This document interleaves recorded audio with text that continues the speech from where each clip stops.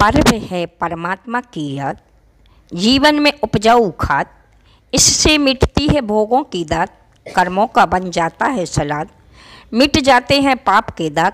पर्व है परमात्मा की याद, पर्व है परमात्मा की याद। जो जीवन को मंगलमय बना दे, पावन बना दे, पवित्र बना दे, वह है पर्व। यह जो 10 लक्षण पर्व है, यह मात्र जैनियों के लिए नहीं बल्कि जन जन के लिए है। जैसे मलेरिया बुखार या अन्य प्रकार की बीमारी, जैसे अभी वर्तमान में कोरोना वायरस जैसी बीमारी, इन सब बीमारियों को दूर करने के लिए जैसे टैबलेट है, वह किसी व्यक्ति विशेष के लिए नहीं कि क्षत्रिय के लिए, वैश्य के लिए, शूद्र के लिए या ब्राह्मण के लिए या राजा के लिए या रंग के लिए नहीं, सभी की बीमारियों को दूर करती है वह टैबलेट। उसी प्रकार से यह 10 लक्षण पर्व सभी के लगी हुए आत्मा में जो कर्म हैं, चारों ओर से उन कर्मों को जो जलाए, तपाए, खपाए और नष्ट कर दे, वह है पर्युषण पर्वराज। तो ऐसा पर्वराज पर्युषण आया है, तो आज हमें उस पर्युषण पर्व में देखना है सबसे प्रथम दिन क्या है। सबसे प्रथम दिन है उत्तम क्षमा। क्षमा का मतलब क्या है? क्योंकि लोग कहते हैं क्षमा क्षमा क्षमा, पर क्षमा का भाव समझे। क्षा प्लस माँ, क्षय करे जो हमारे कर्मों को, और माँ की तरह रक्षा करे हमारे गुणों की, वह है क्षमा। इस क्षमा का हनन करने वाला या नष्ट करने वाला क्या है? वह है क्रोध। तो चलिए सबसे पहले आज जीवन में बहुत बड़ी समस्या है। दुनिया में राम, कृष्ण, बुद्ध, महावीर, अल्लाह, जीसस किसी के भी जीवन में आए या ना आए, लेकिन क्रोध सभी के जीवन में आ रहा है। क्रोध जीवन में कभी अकेला नहीं, अपने परिवार के साथ आता है। यदि क्रोध आ गया तो जिद्द आएगी। अगर क्रोध आ गया तो आपके पास मान आ जाएगा, मायाचारी आ जाएगी, लोभ आ जाएगा। एक साथ अनेक अवगुण आते, क्योंकि क्रोध अनेक अवगुणों की खान है। तो चलिए आज हम इस क्रोध के बारे में सबसे पहले, क्योंकि ये आदृश्य आग है जो दिखाई नहीं देती है, इसकी भभक हमारे संबंधों से संवेदनाएं, मर्यादाओं को जलाकर नष्ट कर रही है। मकान की आग को तो पानी से बुझाया जा सकता है, लेकिन क्रोध की आग को पानी से नहीं, क्षमा से बुझाना है। तो आज यह क्रोध की आग कैसे बुझे? समझदारी के अग्नि समक से बुझेगी। आज हमें अपने इस क्रोध को नष्ट करने के लिए पहले क्रोध के बारे में समझना होगा। क्रोध क्या चीज़ है, क्रोध क्यों आता है और क्रोध से हानियाँ क्या होती हैं। तो पहले क्रोध को समझना है। क्रोध एक कषाय है जो हमारे ज्ञान, दर्शन, चारित्र आदि को कसता है। क्रोध की वैरायटी 4 प्रकार की हैं। पहला क्रोध पाषाण की रेखावत अनंतानुबंधी। दूसरा क्रोध पत्थर की रेखावत अप्रत्याख्यान। तीसरा क्रोध रेत पर रेखा खींचने के समान प्रत्याख्यान। और चौथा क्रोध जल में रेखा खींचने के समान। ये 4 प्रकार ये संजलन क्रोध है। अगर अनंतानुबंधी क्रोध, आपने अगर किसी से लड़ाई हो गई या किसी कारण से आपका कोई वाद विवाद हो गया, और यदि आपने, क्योंकि क्रोध तात्कालिक पागलपन है, तात्कालिक आवेग आता है और फिर चला जाता है। लेकिन वह अपनी जैसे आग व्यक्ति को जलाती तो है, लेकिन उसके बाद दाह पैदा करती है। उसी प्रकार से क्रोध भी है, जलाया तो है और बुझ भी गया, लेकिन उसके बाद दाह पैदा कर गया, आपको प्रतिशोध की भावना बना गया। यदि आपने एक बार क्रोध कर लिया और उसके बाद वह क्रोध अगर दिल से नहीं निकल पाया, प्रतिशोध अर्थात बैर में चला गया, तो 10 भाव तक जाएगा। 6 महीने तक यदि आप किसी से बैर बांध कर रखे यानी बोलते नहीं, 6 महीने से एक समय भी अधिक हुआ कि समझ लेना आपका अनंतानुबंधी क्रोध कहलाएगा और वह नरक आयु का बंध कर। इसलिए किसी से कभी बैर हो जाए, लड़ना झगड़ना सब कुछ करना, लेकिन कभी बैर मत बांधना, अर्थात बोलना बंद मत करना, क्योंकि बैर बांधने से भाव बिगड़ जाते हैं, जैसे कमठ और मरुभूति के बिगड़े थे। तो चलिए, सबसे पहले आपको 6 महीने के पहले अपने परिवार में यदि लड़ाई झगड़ा हुए हैं तो उनका शमन करने के लिए एक क्षमा का जल लें और उसके लिए उस जल से धोकर बोलना चालू कर दें। अगर 6 महीने तक बोलते, अगर 6 महीने के एक दिन आगे गई तो वो पाषाण पर खींची गई रेखा जो सदा के लिए मिटती नहीं। ये अनंतानुबंधी में नरक आयु का बंध होता है।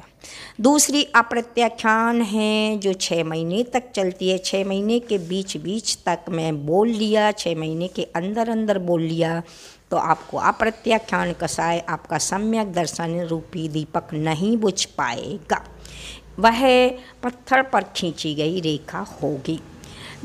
तीसरी है अप्रत्याख्यान कसाय जो रेत पर रेखा खींचने के समान 15 दिन में जो यानी कि व्रतियों की होती है, अर्थात देश व्रतियों की होती है, ये 15 दिन के बीच बीच में बोल लेना। और उसके बाद जल की रेखा अनंत अनुबंधी 1 घंटे के अंदर अंदर अर्थात 48 मिनट के पहले बोल लेना। ये संजुलन है, मुनियों की होती है। तो कम से कम आपकी 15 दिन और जल की रेखा के समान 1 घंटे की ना हो पाए तो कम से कम 6 महीने के पहले बोल लेना, क्योंकि क्रोध से कितनी हानियाँ होती हैं ये आप प्रैक्टिकल कर दें। आचार्य भगवंत ने कहा कि एक क्षण के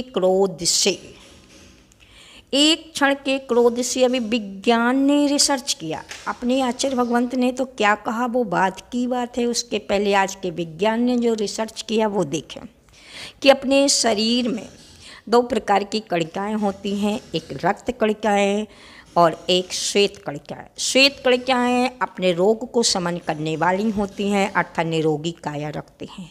रक्त कणिकाएँ हमारे रोग को पैदा करती हैं। तो विज्ञान ने रिसर्च किया है कि एक क्षण के क्रोध से हमारी 15,000 श्वेत कणिकाएँ रक्त कणिका में परिवर्तित हो जाती हैं। इसलिए समझिए, एक बार के क्रोध करने से आपकी जो रोग निरोधक कणिकाएँ थी वो रोग में परिवर्तित हो गई हैं। इतनी हानियाँ आज जो वर्ष छोटे से बचपन से ही अपन को बीमारियां हो रही हैं, आँख में लेंस लग रहे अर्थात चश्मा लग रहे आदि जो हो रहे, ये सब हमारे क्रोध का परिणाम है जो आज बचपन से हमें क्या बनाना, ज्वलनशील बनाना। क्रोध में आकर के आचार्य भगवंत ने कहा है कि क्रोध यानी कि जहर 80 विष 4 प्रकार का होता है। बिच्छू यदि काटे तो 263 योजन वाला जो व्यक्ति हो, शरीर वाला, 1 योजन 12 किलोमीटर का, ऐसे 263 योजन प्रमाण वाला व्यक्ति को अगर काटे बिच्छू तो जहरीला हो जाएगा। दूसरा 80 विषय मेंढक काटे तो इससे दुगना 526 योजन के बराबर कोई व्यक्ति हो उसको काटे तो उतना जहरीला हो सकता है। तीसरा 80 विषय है सर्प काटे तो 1,00,000 योजन। 1,00,000 योजन का मतलब है 12 लाख किलोमीटर के बराबर अगर कोई व्यक्ति हो तो उसको काटे तो वह जहरीला हो सकता है। चौथा आशी विष का है, यदि क्रोधी मनुष्य काटे तो 45 लाख योजन के बराबर अगर कोई जीव हो तो उसके लिए जहर फैले तो है 45 लाख योजन के बराबर जहर फैला सकता है क्रोधी मनुष्य। इतना यानी कि आचार्य भगवंत ने ये आशी विष कहा गया।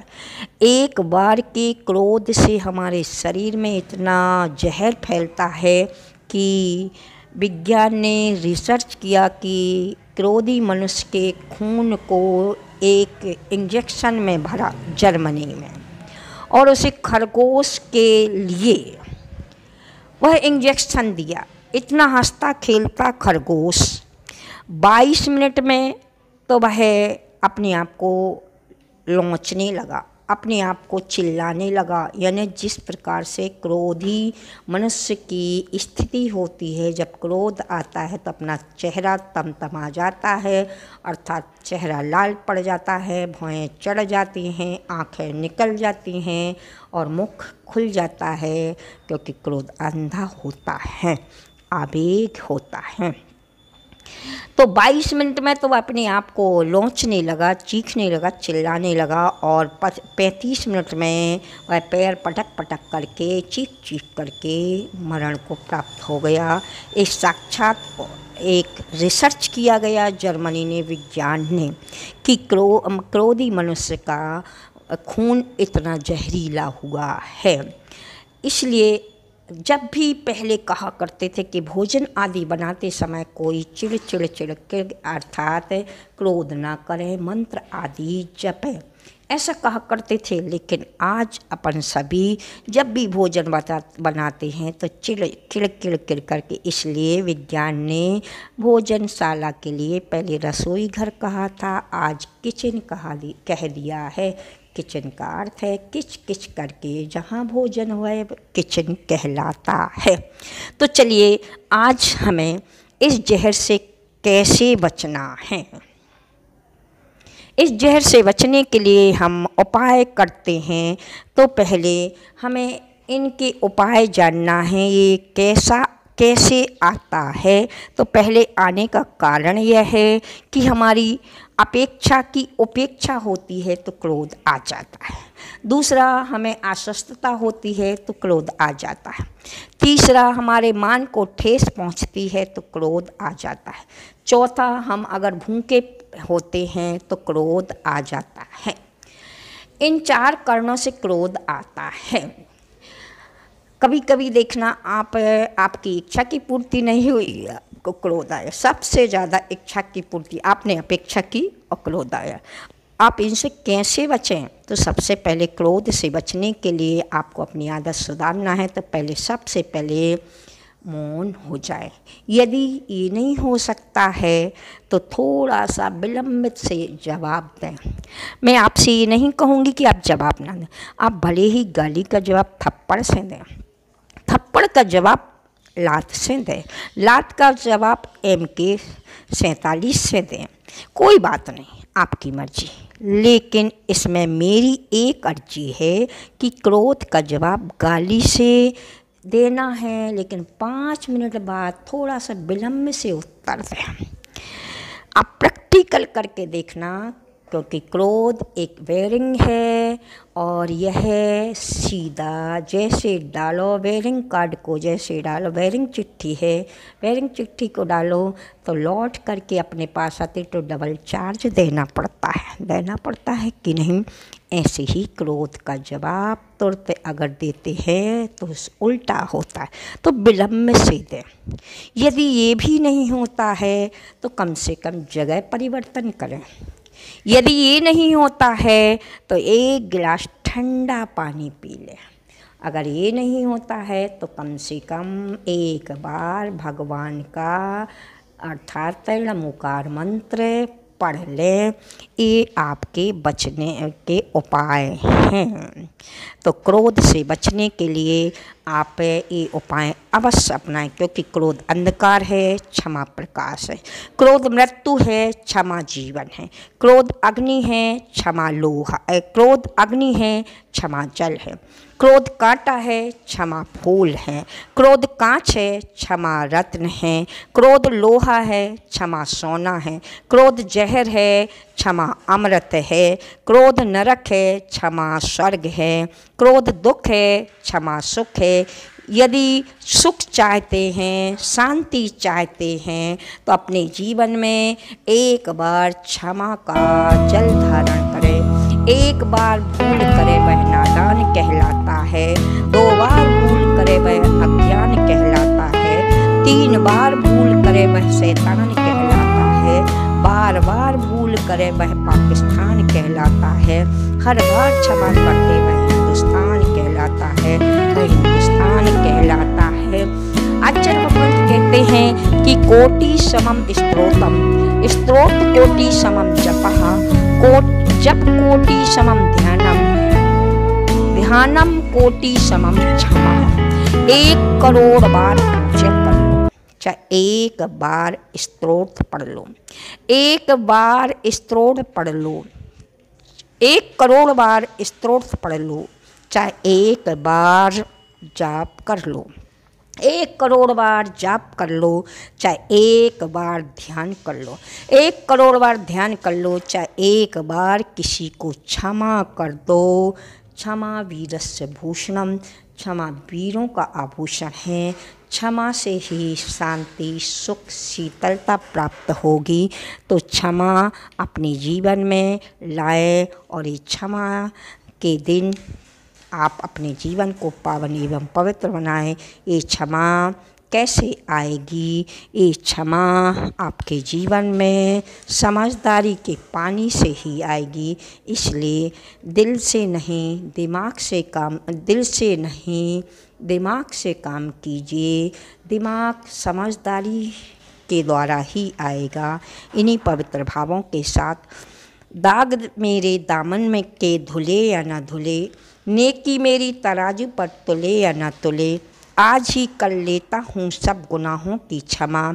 भगवान जाने कल ये आँखें खुले ना खुले, भगवान जाने ये आँखें कल खुले ना खुले। इन्हीं भावों के साथ आप सभी के लिए मेरा शुभाशीष।